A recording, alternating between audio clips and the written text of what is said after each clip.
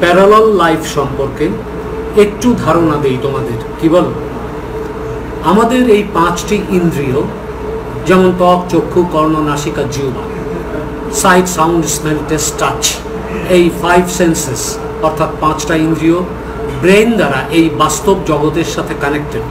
যে বাস্তবে আমরা এখন রয়েছি, এই বাস্তব জগতের সাথে অন্য আরেকটি বাস্তব জগৎ আমাদেরই পাশাপাশি চলছে, বুঝতে পেরেছ?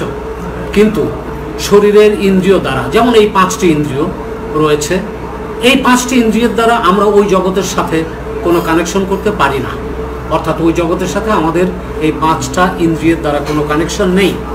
তবে হয়তো অন্য ইন্দ্রিয় রয়েছে যেটা গুপ্ত অবস্থায়, সেজন্য আমরা ওই জগতে কি চলছে তার সম্পর্কে কোনো ধারণাই করতে পারি না। ওই প্যারালাল জগৎ আমাদেরই এই জগতের অনুরূপ, কিন্তু সামান্য একটু পার্থক্য।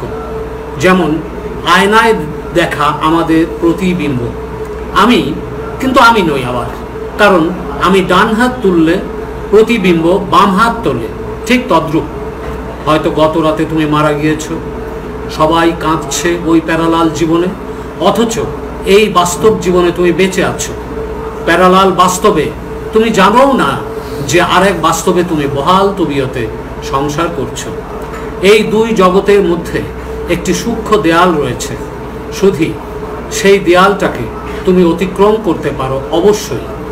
তবে অনেক কিছু জানতে হয়, অনেক সাধনা করতে হয়। এসো এই সাধনা করে এইভাবে অনন্তকাল ধরে আমরা বেঁচে থাকি। Thank you very much.